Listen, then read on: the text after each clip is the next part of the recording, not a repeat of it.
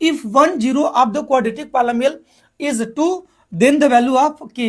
देखो इस पॉलिनोमियल का 1 0 2 दिया हुआ, तो मान लो जो पॉलिनोमियल है इस पॉलिनोमियल को मैं रिप्रेजेंट कर दे रहा हूँ, डिनोट कर दे रहा हूँ पी एक्स। मान लो पी एक्स इक्वल टू दिया हुआ एक्स स्क्वायर आप प्लस 3x प्लस कितना बच्चा दिया हुआ के, और इसका 1 0 क्या है 2 दिया है। अच्छा इसका 1 0 2 है, अर्थात P2 कितना होगा 0, अर्थात ये जो जीरोज है 2 इस क्या करेगा पॉलिनोमियल को सेटिस्फाई करेगा, अर्थात x के जगह 2 रखने पर P2 कितना देगा जीरोज, आपको पता होना चाहिए। याद रखना मैं आपको बता ही दे रहा हूं, अगर मान लो कि A X square plus B X plus C एक हमारा क्या बोलो क्या है पी एक्स इक्वल टू एक पॉलिनोमियल है। अगर इसके जीरोस अल्फा और बीटा है तो ये जीरोस क्या करेंगे इस पॉलिनोमियल को सेटिस्फाई करेंगे। सेटिस्फाई करने का मतलब कि पी अल्फा की वैल्यू क्या आएगी 0 और पी बीटा की भी वैल्यू क्या होगी, बोलो पी बीटा की वैल्यू भी क्या होगी 0। ठीक है, इस पॉलिनोमियल की वैल्यू अगर अल्फा पर निकालोगे तो पी अल्फा देगा 0, और इसी पॉलिनोमियल की वैल्यू बीटा पे भी निकालोगे, ठीक है, इसके जीरोज हैं इसलिए पी बीटा भी क्या देगा जीरोज।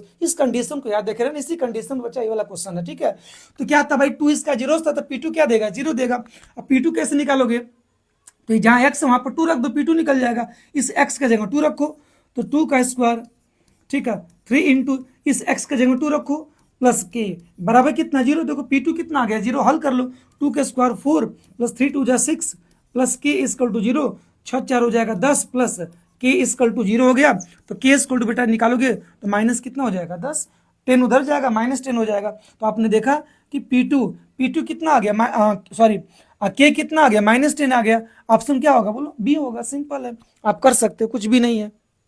आगे देखो अगला क्वेश्चन है बच्चा कि इफ 1